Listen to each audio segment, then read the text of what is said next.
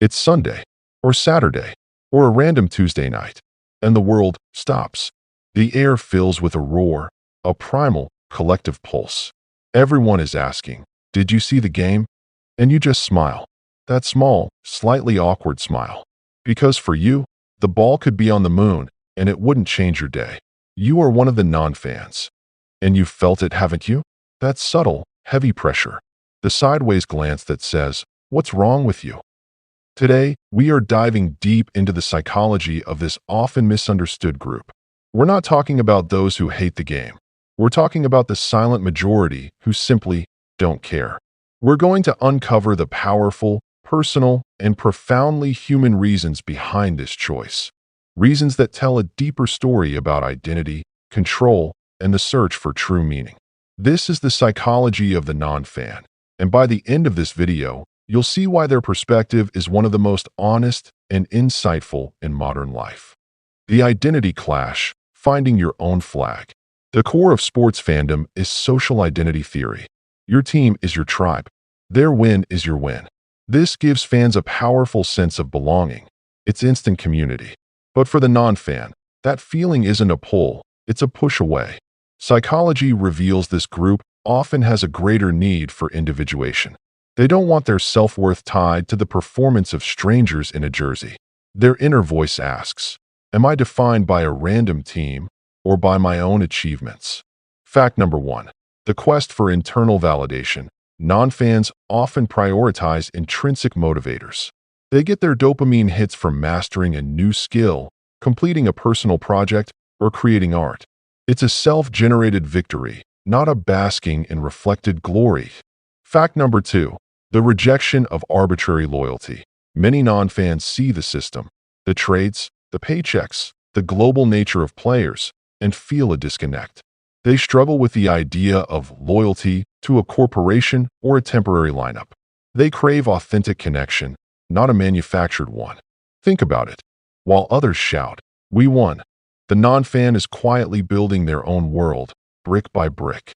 They're investing their limited time and emotional energy where the return is guaranteed, in themselves. This isn't coldness. It's a profound act of self-respect and internal focus. The control and chaos paradox. Another massive psychological factor is the concept of control.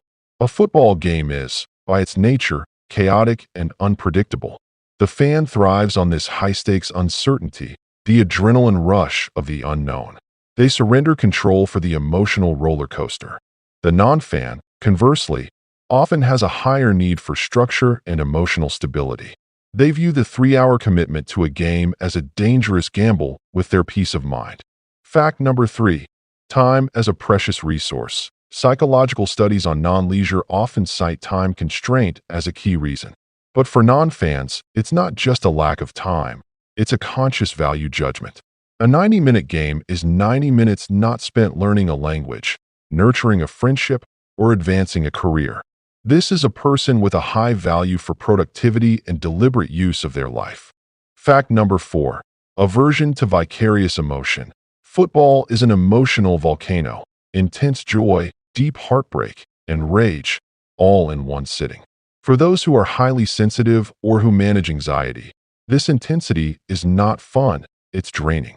They choose activities that offer a gentle flow state, a sense of calm mastery, rather than an adrenaline spike. Imagine guarding your own mental peace like a sanctuary. When the world outside is screaming about a penalty, the non-fan is savoring the silence, choosing their inner world over the overwhelming, external drama. It's a psychological defense mechanism, yes, but it's also a deeply personal choice to protect what matters most, their equilibrium. The search for narrative and meaning. Why are we drawn to stories? Because they give our life meaning.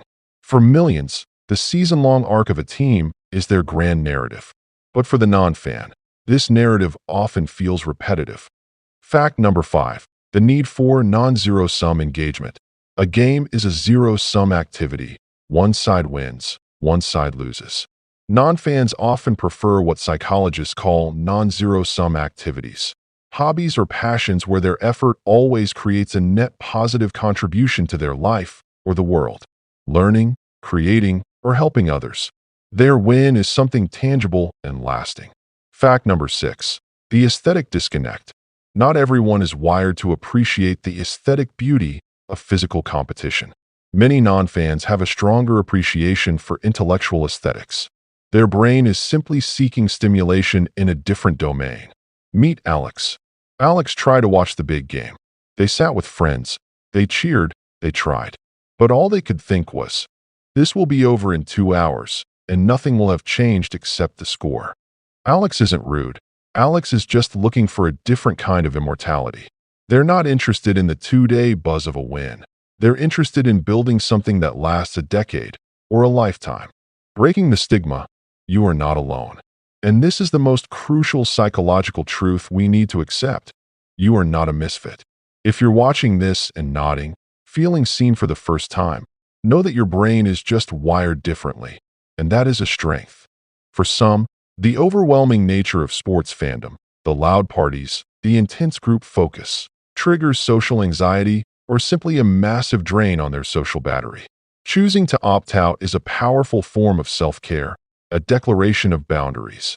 In a world constantly pushing us toward consumption and groupthink, the ability to say no to a cultural monolith like football is an indicator of a strong, independent self-concept.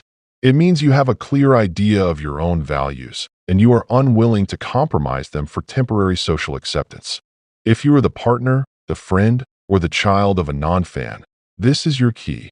Don't see their non-interest as a rejection of you. See it as a pure, honest expression of who they are. They aren't missing out. They are choosing in. They are choosing their quiet passions, their personal journeys, and their unique way of engaging with the world. So, what is the secret of the person who doesn't watch football? It's not apathy. It's not a lack of passion. It's the opposite. It's the understanding that the greatest, most emotionally rewarding game you will ever watch is the game of your own life. They choose to be the star player, the coach, and the fan in their personal stadium. They choose a life where their energy is a direct investment into their own legacy. The next time the crowd roars and someone asks if you saw the game, you can smile honestly. Because you did. You saw the game of your life, and you played your heart out. If this video validated your quiet choices, hit the like button. And tell me in the comments below, what meaningful, non-football passion do you spend your Sunday afternoons on? Let's build our own community here. Would you like me to elaborate on any of the psychological facts mentioned, or draft a few engaging social media posts to promote this video?